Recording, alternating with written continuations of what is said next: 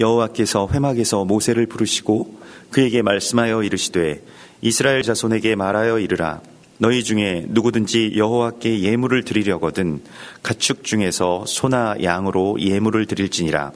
그 예물이 소의 번제이면 흠없는 수컷으로 회막문에서 여호와 앞에 기쁘게 받으시도록 드릴지니라. 그는 번제물의 머리에 안수할지니 그를 위하여 기쁘게 받으심이 되어 그를 위하여 속죄가 될 것이라. 그는 여호와 앞에서 그 숫송아지를 잡을 것이요 아론의 자손 제사장들은 그 피를 가져다가 회막문 앞 제단 사방에 뿌릴 것이며 그는 또 그 번제물의 가죽을 벗기고 각을 뜰 것이요 제사장 아론의 자손들은 제단 위에 불을 붙이고 불 위에 나무를 버려놓고 아론의 자손 제사장들은 그 뜬 각과 머리와 기름을 제단 위에 불 위에 있는 나무에 버려놓을 것이며 그 내장과 정강이를 물로 씻을 것이요 제사장은 그 전부를 제단 위에서 불살라 번제를 드릴지니 이는 화제라. 여호와께 향기로운 냄새니라.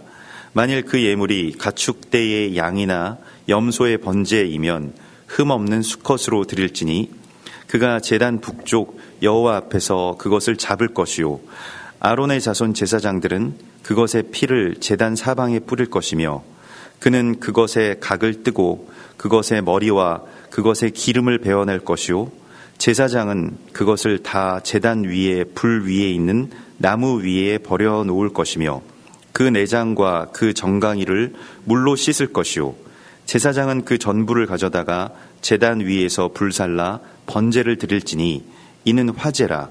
여호와께 향기로운 냄새니라. 아멘.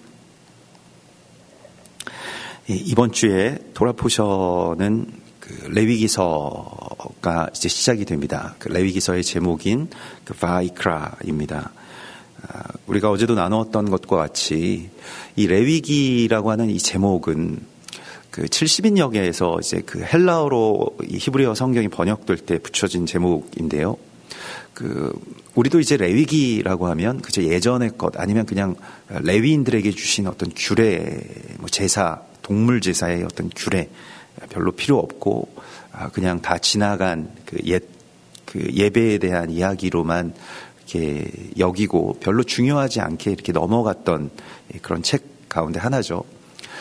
그런데 그 레위기서의 제목은 그리고 그가 부르셨다.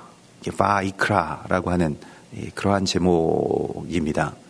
우리가 여러분들도 이 제목을 들을 때 느낌이 어떠신가요? 우리가 책 제목이 있다면 레위기라고 하는 제목의 책을 고를까요? 아니면 그리고 그가 부르셨다라고 하는 그 책을 고르게 될까요?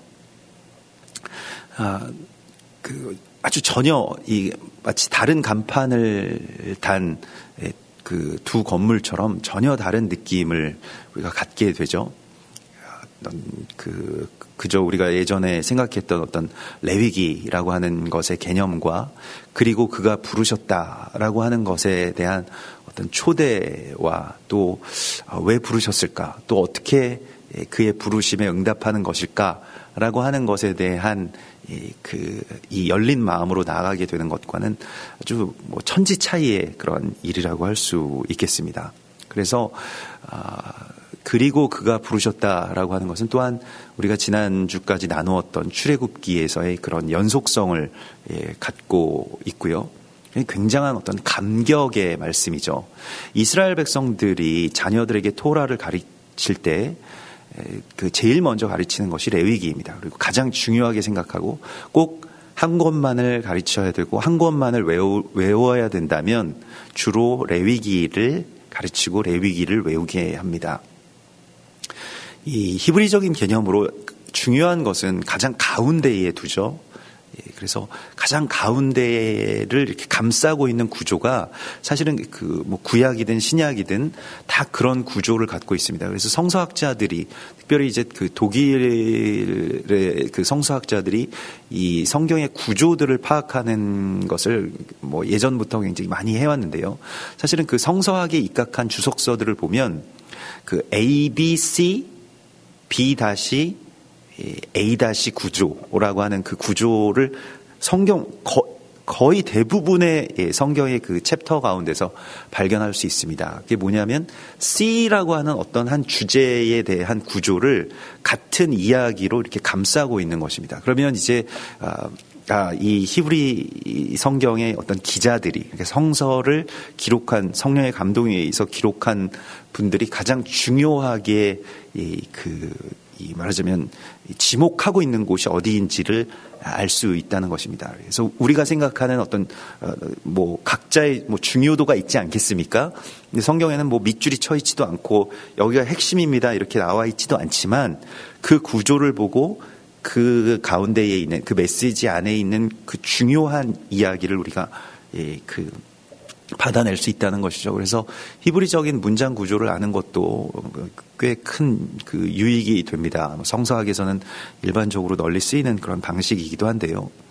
근데 이 토라라고 하는 것이 이제 이스라엘 백성들에게 시내산에서 주어진 하나님의 직접적인 계시의 말씀이고 그의 정중앙에 놓여 있는 이 레위기라고 하는 것이 가장 중요한 말씀이라고 하는 것은 분명한 사실입니다. 이 구조적으로 보면. 그리고 레위기 그러면 이제 토라의 가장 중앙에 있는 그런 말씀은 무엇일까라고 하는 것을 이제 지금은 컴퓨터로 금방 찾아낼 수 있습니다만은 예전에는 유대인 랍비들이 그 글자 한자 한자를 다 셌죠. 세 가지고 그 가운데에 있는 글자가 무엇이냐, 또 가운데에 있는 가운데 이제 레위기이지만 그 가운데 가운데가 뭐냐라고 하는 것을 이제 찾았는데 그게 바로 레위기 11장입니다. 근데 레위기 11장은 그 음식 규례, 그러니까 코셔에 대한 말씀인데 그 규례 가운데서도 그럼 제일 가운데에 있는 말씀이 뭐냐? 레위기 11장 42절에 배라고 하는 구절입니다. 성경에서 어쩌면 전체 성경에서 제일 중요한 구절이 배라고 하는 구절인데 그 배 뭐냐면 이 레위기 11장 42절의 말씀을 제가 읽어보면 그 땅에 기어다니는 모든 기는 것 중에 배로 밀어다니는 것이나 네 발로 걷는 것이나 여러 발을 가진 것이라 너희가 먹지 말지니 이것들은 가증함이니라 이렇게 나옵니다. 배로 기어다니는 것이 무엇인가요? 뱀입니다. 뱀은 원래 이전에는 이 사람을 유혹해서 이 선악과를 먹이기 전까지는 네 발이 달려 있었지만은 그러나 그 발을 하나님께서 잘라내시고 너는 이제 영원히 배로 기어 다닐 것이다. 그래서 땅을 배로 기어다니면서 흙을 먹을지니라 이렇게 나오거든요. 그 배라고 하는 것이 무엇입니까? 성경에서 욕망의 블랙홀과 같은 것이죠. 욕망의 근원이 되는 곳입니다. 모든 것을 다 빨아들이는 곳입니다. 심지어 사단은 흙을 빨아들입니다. 땅을 취하고요. 또 그 땅인 사람들을 취하고요. 그래서 사람을 죽이려고 하죠. 땅을 다 삼키려고 하죠. 그게 사단입니다. 근데 그것을 먹지 말라. 그러니까 무엇입니까? 사단의 욕망과 연합하지 말라라고 하는 뜻입니다. 이 인류의 구속사라고 하는 것은 그 욕망, 그 배로 기어다니는 그 욕망과의 싸움이라고 할 수 있겠고요. 우리가 예수와의 거룩한 그 보혈로서 또 그분께서 우리 가운데 주신 말씀의 검과 승리로서 대적의 머리, 그러니까 그 뱀의 머리를 밟고 그 뱀은 또 우리의 발꿈치를 물고 하는 이 뒤섞임의 이 싸움 속에서 우리가 살아가고 있는데 결국 레위기는 그러면 무엇이 되겠습니까? 결국 성경 전체의 말씀은 무엇이 되겠습니까? 우리의 배로 사단과 같이 욕망을 이렇게 채워내고 채워도 채워지지 않는 그 배, 아무리 먹어도 또 아무리 채워 넣어도 만족스러울 것이 없다라고 하는 이 잠언에서는 그것이 세상의 어떤 신비라고 하죠.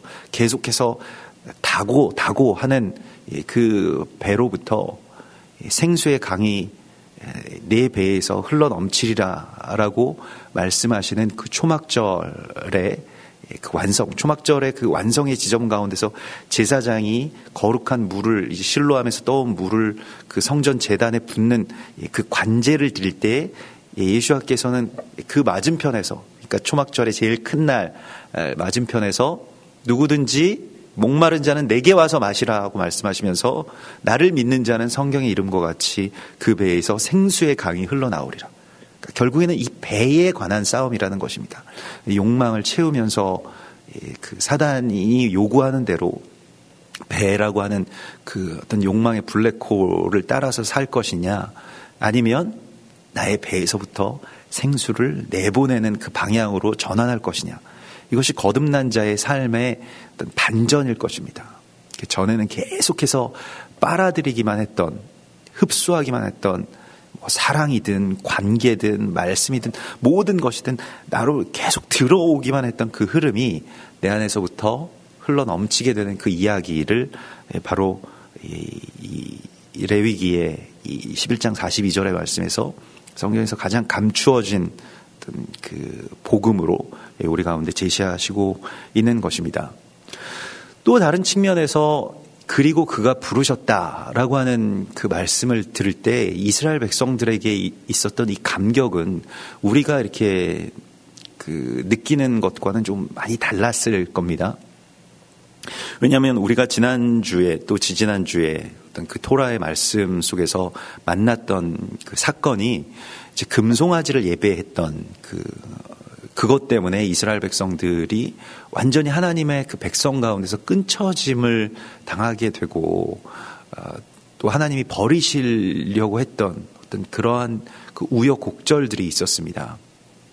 그리고 그것에 대한 어떤 반전으로 하나님께서 하나님의 이 토라의 그 계시대로 성막을 짓게 하시고 또 그 성막 안으로 이제 이스라엘 백성들을 초대하시는 것이 바로 이 말씀이죠. 우리가 간혹 무슨 이 TV에서 무슨 뭐 배구 선수권 대회 아니면 뭐 핸드볼 중계 결승전 같은 것을 이렇게 보면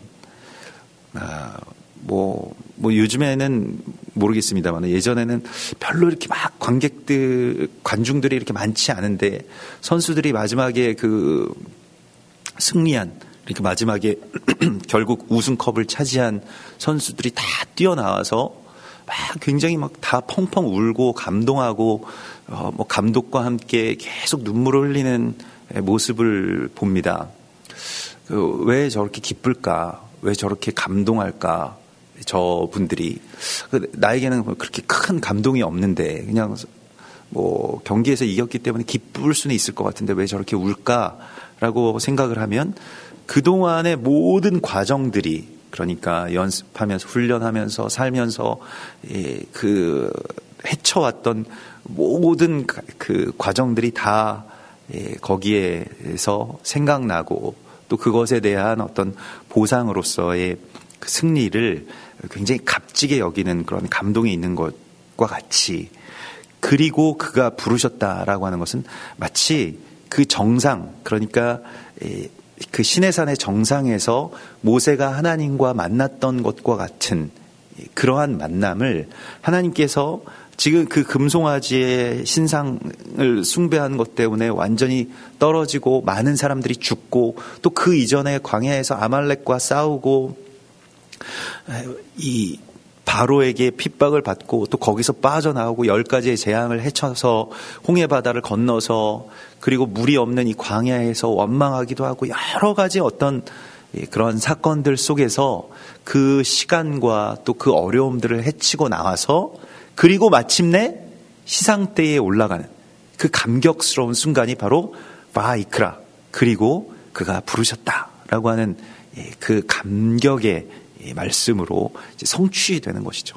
마치 금메달 시상식에 올라가는 그 선수들처럼 너무나도 큰 감격과 기쁨이 이 안에 있는 것입니다. 그 부르심이 바로 레위기의 부르심이라고 하는 것이죠.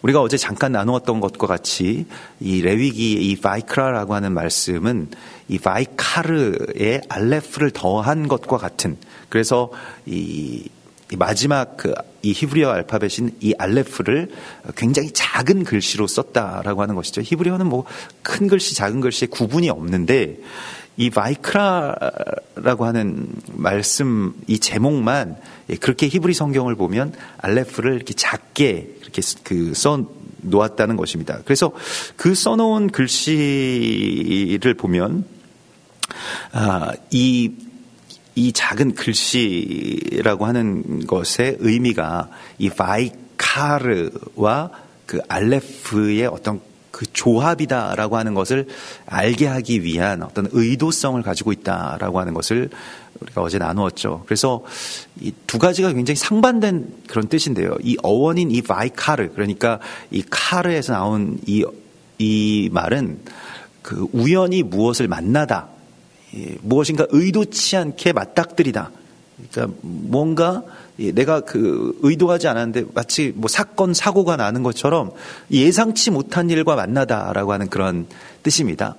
모든 세상의 사건이나 만남이나 관계나 내가 뭐 한국 사람으로 태어난 것이나 내가 지금 이 시대를 살아가는 것이나 이런 뭐 직업을 갖게 된 것이나 다 그냥 우연이다 라고 생각하게 하는 것이 이 세상의 어떤 법칙이죠. 세상은 우연의 법칙으로 다 모든 것을 설명합니다. 심지어 가장 합리적이라고 자신들을 생각하는 과학자들조차 이 모든 우주의 모든 일들이나 뭐 생명체의 모든 것들은 다 우연히 거듭돼서 만들어진 그러한 결과물이다 라고 이야기를 합니다. 그런데 이 알레프라고 하는 이 히브리어 단어는 힘과 권위 또는 뭐 엘샤다이, 뭐 엘로힘, 뭐 이런 하나님을 뜻하는, 그래서 이 우리 하나님을 이 뜻하는 가장 이 머리가 되는 그 뭐 히브리어에서도 가장 머리가 되는 그러한 알파벳이니까요. 그것을 이제 알레프라고 씁니다.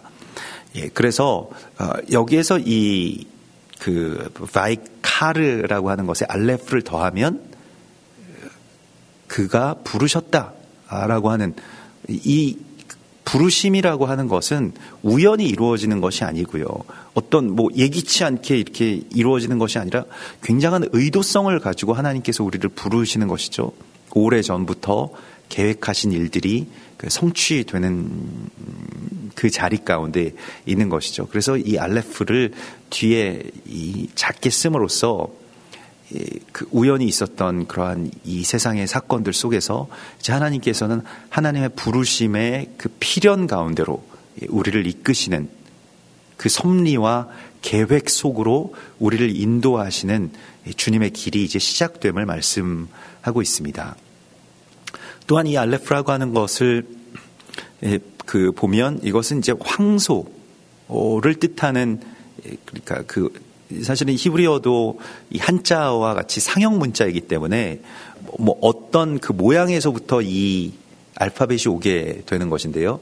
이 알레프라고 하는 이 알파벳은, 히브리어 알파벳은 그 황소의 이 머리를 상징하는 것입니다. 그래서 그 황소 머리라고 하는 것은 힘과 권위를 상징하기도 하고요.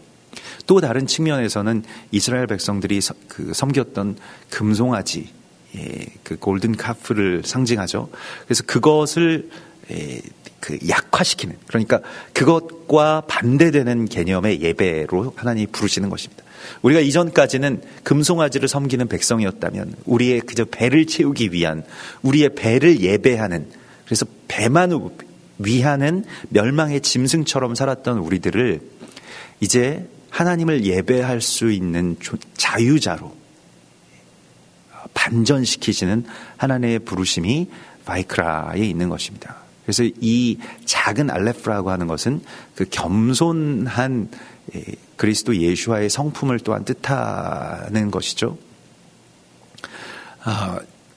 뭐 이것은 뭐 그냥 우리가 그 해석하기 나름의 이야기가 아니고, 이 히브리어 성경에서 그러면 이제 그 알파벳을 이렇게 크게 쓰기도 하고 작게 쓰기도 해서 이러한 어떤 메시지를 그 주는 그러한 그 또 다른 어떤 측면의 이야기들이 있는데, 이 알레프를 크게 쓴, 반대로 이제 크게 쓴 그 단어가 어디에 나오냐면 그 역대상 1장 1절에 이 이스라엘 백성들의 어떤 족보가 나오는데, 이게 톨레도시 나오는데 그 중에 제일 첫 번째의 사람인 아담의 이름에 아담의 이 알레프를 굉장히 크게 만들어 놨다는 것입니다. 그러니까 이 아담의 알레프가 왜 그렇게 크게 되어 있을까요? 아담은 하나님과 같이 되려고 하는 그 교만의 범죄를 저질렀습니다. 그래서 자기의 어떻게 보면 우리 오늘날의 어떤 용어로는 이고라고 하죠. 자기가 굉장히 강했다라고 하는 것이죠. 그걸 굉장히 강하게 해서 그래서 에덴에서부터 쫓겨난 그 첫 번째의 사람인 아담의 이 알레프가 크고요.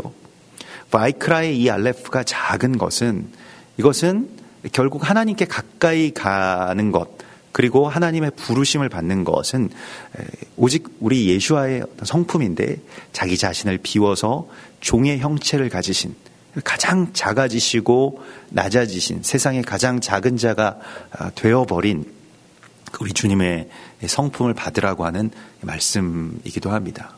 그리고 세 번째로는 이제 알레프라고 하는 것의 의미에서 주로 이 알레프는 이 발음이 되지 않는 그러니까 발음을 돕는 어떤 묵음으로 쓰일 때가 굉장히 많이 있는데요. 그 뒤에 나오는 그 다른 글자들을 돕는 그런 역할을 할 때가 많은데 잘 들리지 않는 발음입니다. 이 히브리어 중에서는 막 잘 들리는 무슨 막 크 뭐 이런 발음들이 굉장히 많이 나오는데 이 알레프는 그렇지 않고 잘 그 들리지 않는 발음 속에 이렇게 묻혀 있는 경우가 많이 있죠.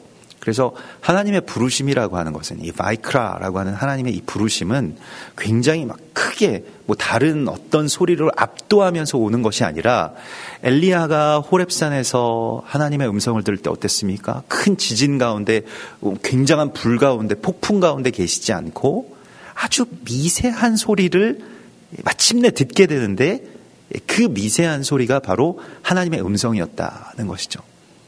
하나님의 부르심이라고 하는 것은 강렬하게 오는 것이 아니고 어쩌면 우리가 겸손하게 주님의 음성에 귀를 기울이고 주님의 마음에 우리가 관심을 기울이고 조금씩 더 가까이 나아갔을 때 주님의 음성을 듣게 되는 것이죠. 그래서 이사야의 소명장에서도 보면 이사야를 부르실 때 이사야야 너는 저 백성들에게 가라 이렇게 말씀하셨을 것 같지만 실제로는 이사야가 그저 하나님의 탄식 소리를 들은 것이 이사야의 소명장이죠. 누가 우리를 위해서 갈꼬 라고 하는 그 하나님의 애통한 마음을 이사야가 마침내 하나님의 임재에 가장 가까운 곳으로 갔을 때 듣게 된 겁니다. 그래서 하나님이 이사야에게 말씀하시지 않았는데 제가 여기 있습니다. 제가 가겠습니다. 제가 하나님의 마음을 오늘 알았습니다. 그것에 대해서 제가 응답하는 삶을 살겠습니다.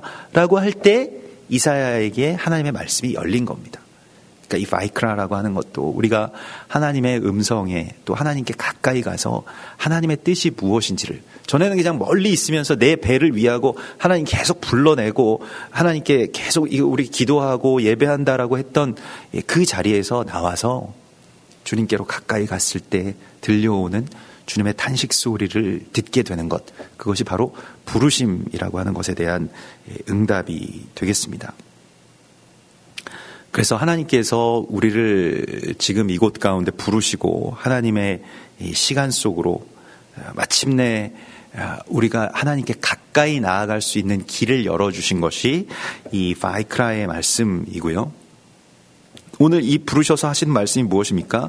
너희 중에 누구든지 여호와께 예물을 드리려거든. 여기서 이제 누구든지라고 하는 말이 중요하고요. 모든 백성들에게 지금 이것이 열리는 것입니다. 말하자면 모든 우리들에게 신의 산의 정상이 열리는 거예요. 그 이전까지는 하나님의 임재와 만나기 위해서는 다 금줄이 쳐지고요. 아무도 거기에 접근할 수 없고 모세 혼자만 들어가서 하나님과 이렇게 만나게 되었습니다. 그런데 이제는 이스라엘 백성, 하나님의 백성 누구에게든지 예물을 드릴 수 있는 권세가 있는데 이 예물이라고 하는 것이 이제 코르반이라고 합니다. 근데 코르반이라고 하는 것은 그 어원인 카라브를 통해서만 설명될 수 있는 단어입니다. 이 카라브라고 하는 것은 가까이 가다, 가까이 가게 하다라고 하는 그런 뜻입니다. 일종의 접근권을 얻어낸 것이라고 할 수 있겠습니다. 하나님께 가까이 나아갈 수 있는 권세가 이 코르반에 있는 것이죠. 그러니까 이 예물이라고 하는 것은 무엇이냐? 하나님께 가까이 나아가는 어떤 열쇠, 말하자면 그 코드가 적혀 있는 뭐 오늘날로 치면 이 접근 그 카드라고 할까요? 이렇게 무언가 가장 중요한 이렇게 영화 같은 곳에 보면 중요한 장소 가운데로 들어가기 위해서 돼야 되는 어떤 보안 카드와 같은 그러한 역할이죠. 이걸 코르반이라고 하는 것입니다. 그러니까 그 코드가 적혀 있는 그 안에 어떤 비밀한 그 내용들이 인가되어 있는 그것을 바로 코르반이라고 하는 것이죠. 그러므로 너희 중에 누구든지 나에게 가까이 오려고 하거든, 이 말씀과 같은 것입니다. 그게 바로 제사입니다. 하나님께 드리는 이 예물, 제사라고 하는 것은 무엇 때문입니까? 하나님께 가까이 가기 위해서입니다. 전에는 죄 때문에, 전에는 우리의 부정함 때문에, 우리가 거룩하지 못해서 하나님께 가까이 나아가지 못했던 우리들이 이제 가까이 나아갈 수 있는 권세를 얻게 된다. 전에는 멀리 있던 백성들이 이제는 그리스도 예수와의 피로 가까워지고 한 세 사람을 이루고 하나가 되고 마침내 그 머리와 연합한 거룩한 예수와의 몸의 완성, 교회의 완성을 이루기 위한 열쇠가 어디 있느냐? 바로 예물에 있다는 것입니다. 이 제사에 있다는 것입니다. 그래서 레위기에서는 이 5가지의 제사가 드려지죠. 첫 번째가 이제 올라라고 해서 이게 번제입니다. 두 번째가 민하라고 해서 소제이고요. 세 번째가 이제 그 샬라밈이라고 해서 화목제가 있습니다. 그리고 이 세 가지가 이제 하나님께 가까이 나아가는 제사이고요. 마지막 2개의 제사는 이 속죄제와 속건제입니다. 그래서 하타트라고 하는 이게 그 죄에 관한 제사이고, 그 다음에 아샴이라고 해서 이 서로에 대한, 그러니까 무엇인가를 이렇게 손해를 입힌 것에 대해서 갚아주는 어떤 제사. 성경에서는 이제 내가 4배로 갚겠습니다라고 하는 것, 그런 제사죠. 그 속건제입니다. 그래서 실제적으로 그 죄에 대해서 내가 보상을 치러내는 그러한 제사가 되겠는데, 이것은 다 마지막 2개는 그 죄를 다루는 어떤 그러한 방식들을 하나님께서 우리 가운데 알려주시는 것입니다. 그렇지만 이 모든 5가지의 제사가 하나님께 가까이 나아가기 위한 그런 열쇠와 같다. 그 관문들을 통과해 나가는 것과 같다라고 하는 것이죠. 다 하나님과 가까이 거하기 위한 제사입니다. 우리가 출애굽기의 마지막 장면을 보면 성막이 완성되었습니다. 제사장이 세워졌습니다. 그런데 하나님의 그 강력한 임재가 이 빽빽한 구름 때문에 사실은 이 성막으로 이 모세와 제사장들이 접근을 할 수가 없을 정도로 이 하나님의 그 임재가 강력했습니다. 근데 이 강한 하나님의 임재 가운데 정말로 하나님께 가까이 나아가서 이제 그와 더불어서 먹고 마시는 그 관계로 어떻게 나아갈 것이냐, 그때 하나님이 이제 모세를 부르셔서 말씀하시는 것이, 가까이 나오려거든 너는 이스라엘 자손들에게 말하여서 이 소나 양이나 하는 이 짐승 제사의 예물을 가져오게 하라. 얼마나 귀한 그 초대입니까? 전에는 죄책감에, 그리고 나는 자격 없음에, 거룩하지 못하기 때문에 포기해버렸던 그 일, 하나님과 가까이함을 얻는 그 복. 우리가 오늘 시편 67편의 말씀처럼 주께 가까이함을 받고 그의 집에 살게 하신 사람은 복이 있나이다 라고 하는 다윗의 고백처럼 그 안으로 가까이 들어갈 수 있는 것이 가장 큰 복이라는 거예요. 심지어는 그 머리와 연합하는 한 몸을 이루게 하시는, 우리 예수와와 연합하는 그 신부의 한 몸을 이루게 하시는 그 연합의 가까움까지 우리를 초대하시고 있다는 것입니다. 이것이 하나님의 부르심의 이유가 그 카라브, 하나님과 가까이함을 위한 그 부르심이라고 하는 것을 우리가 이곳에서 보게 됩니다. 여러 가지의 어떤 제사 가운데서 오늘 첫 번째 제사인 올라의 제사가 나오는데, 올라는 그 말 그대로 올라간다라고 하는 그런 뜻입니다. 그래서 알리야, 올라 이런 것이 다 올라간다라고 하는 그런 뜻을 가지고 있죠. 그래서 흠 없는 수컷으로 회막문에서 여호와 앞에 기쁘게 받으시도록 드릴지니라. 흠 없는 수컷에 대하여서 우리 말라기 1장 3절에 1장 13절의 말씀, 그 자카르, 라고 하는 수컷을 짐승 가운데 너희가 수컷이 있음에도 불구하고 드리지 않았다라고 하는 말씀과 연결되어서 항상 이 말씀을 짐승 제사 가운데서 가장 중요하게 우리가 여겨야 될 것인데요. 이 흠없는 수컷을 드린다라고 하는 것은 재물과 내가 어떻게 보면 동일시되고 연합되고 그것이 이제 하나님께서 받으심이 된다라고 할 때에 우리가 이 수컷이 되다라고 하는 것을 예수와께서는 신약 성경에서 나를 기념하라 이렇게 말씀하셨죠. 그 기념한다라고 하는 것은 무엇입니까? 예수와에 대해서 기억한다. 그냥 그것을 우리가 예전적으로만 이것을 생각한다라고 하는 것이 아니라 이 기념하다라고 하는 말씀은 예수와의 삶이라고 하는 것은 나의 삶의 어떤 실제이다라고 하는 것을 말씀하는 것입니다. 그러므로 내가 예수와처럼 사는 것, 예수와의 손과 발이 되어서 지극히 작은 자 하나를 영접하고 또 돕고 위로하고 용서하고 하는 것, 그것이 흠 없는 수컷을 드리는 것과 같은 이야기라고 하는 것입니다. 기억하다, 새기다, 기념하다라고 하는 이 자카르라고 하는 것이 수컷이 되다라고 하는 그런 뜻이라고 하는 것이죠. 그래서 그가 그 번제물의 머리에 안수하게 됩니다. 안수하면서 그것과 내가 연합하게 된다는 것을 말하죠. 그리고 그것을 전부를 주님께 드리는데 여기에서 그 내장과 정강이, 이 내장이라고 하는 것은 결국에는 다 어떻게 보면 우리의 마음, 욕망 이러한 것을 뜻하는 것이죠. 그걸 이제 거기서 요구하는 대로 우리가 이제 삽니다마는, 근데 그것을 물로 씻고 제단 위에서 불살라서 드린다. 정강이라고 하는 것은 무엇일까요? 나의 뜻대로 어디론가 가는, 이 정강이라고 하는 건 이렇게 다리를 말하지 않습니까?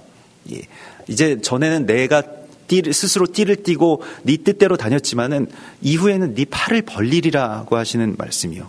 진정한 주의 제자가 되는 것이죠. 내가 이런 계획이 있으니까 하나님 이 계획을 좀 도와주시기만 하면 됩니다. 이러한 것이 아니고 하나님이 가라고 하시는 곳에 내가 가고, 바울은 그 당시에 땅끝을 가기를 원했습니다. 그래야 이스라엘이 회복되니까요. 그래서 서바나로 가고자 하였지만은 그 당시에 땅끝은 이제 서바나, 그러니까 스페인 쪽이었다라고 이렇게 사람들이 갖고 있는 세계관이었습니다. 그래서 스페인으로 계속 가려고 했는데 가지 못하고 로마로 가서 순교하라고 하는 말씀을 듣고 이제 로마로 가는 것이죠. 그게 바로 정가기를 드리는 것입니다. 내가 전에 계획했던, 나는 이런 사람이 되고 싶어, 나는 어디 가고 싶어, 나는 어떻게 살고 싶어 라고 하는 그 생각에서 빠져나오는 것, 그게 정강이를 가지고 와서 특별히 내장과 정강이를 완전히 태워서 제단 위에 불살라서 번제로 드리라고 말씀을 하고 있습니다. 이것이 여호와께 향기로운 예물이 될 것이고, 그리고 그것을 전부를 가져다가 제단 위에서 불살라, 그것에 기름을 베어내고요, 제단 위 불 위에 있는 나무에 다 버려놓아라. 이것이 그 올라 곧 번제의 모습입니다. 결국 우리의 배만 위하던 욕망을 태워내고 또 내 뜻대로 살아가려고 했던 나의 주장들을 완전하게 불살라서 주님께 드리는 이 제사, 그것으로 우리는 또한 주님께 가까이 가는 그 통행권을 얻게 되는 것입니다. 이러한 부르심 가운데 우리를 불러주신 이 감격 속으로 이 레위기 속에 들어가게 되는 축복을 우리 가운데 허락하여 주신 우리 주님을 찬양합니다. 같이 기도하겠습니다. 우리 주님 바라보시면서 또 이 시간, 그리고 그가 부르셨다라고 하는 그 부르심 속에 우리를 놓으시고 많은 곡절들이 있었지만은, 그러나 그곳에서 결국 우리를 불러내시고 찾아내신 우리 주님, 우리 그분께 감사와 찬송을 올려드리면서 내가 주님께 가까이 나아가기 위한 나의 번제물을 거룩한 향기로 주님께 올려드리기를 원한다고 고백하면서 같이 기도하겠습니다. 주여, 주여, 아버지 스테나왈레케멘토아, 주께 가까이 가니 나에게 복이 주여,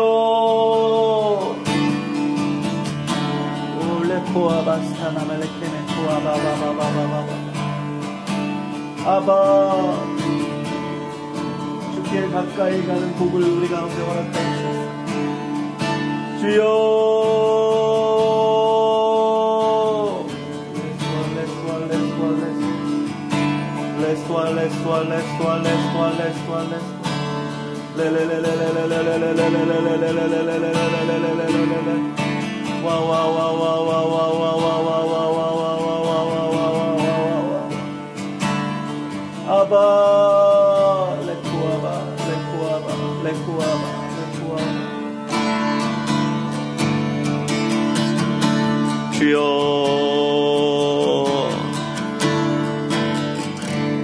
주여, 할렐루야, 할렐루야, 할렐루야.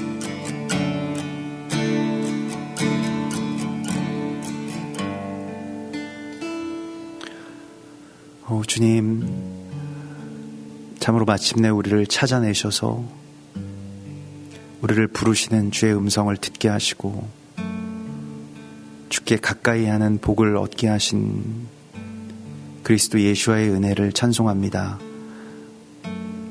우리들 이 세상의 다른 욕망을 따라 살지 않게 하시고 주께 가까이 나아가는 그 복을 받아 살게 하여 주시옵소서. 그래야 해서 우리의 번제와 소제와 화목제와 속건제와 속죄제를 하나님께 드리며 주께 가까이 나아가는 그 기쁨과 감격 속에 살게 하시고 늘 우리가 이 예배의 시간과 또 장소 가운데서 흠없는 수컷이신 예수와를 따라 살게 하시고 예수와의 삶이 내 삶 가운데 새겨지는 은총을 허락하여 주시옵소서. 이번 한 주 가운데 또 주님께서 우리를 부르신 그 부르심에 합당한 삶을 살 수 있도록 우리와 늘 동행해 주실 성령님을 우리가 기쁨으로 모시고 또 찬송합니다. 우리를 성전 삼으셔서 내 안에서 나의 입술의 모든 말과 또 마음 가운데의 묵상이 다 하나님께 연락되는 것이 되게 하여 주시옵소서. 주님을 경배하오며 다시 오실 예수와 메시아의 이름으로 감사하며 기도드리옵나이다. 아멘. 하늘에 계신 우리 아버지시여, 이름이 거룩히 여김을 받으시오며 나라의 임하옵시며 뜻이 하늘에서 이룬 것 같이 땅에서도 이루어지이다. 오늘날 우리에게 일용할 양식을 주옵시고 우리가 우리에게 죄 지은 자를 사하여 준 것 같이 우리 죄를 사하여 주옵시고 우리를 시험에 들게 하지 마옵시고 다만 악에서 구하옵시고 권세와 영광이 아버지께 영원히 있사옵나이다. 아멘.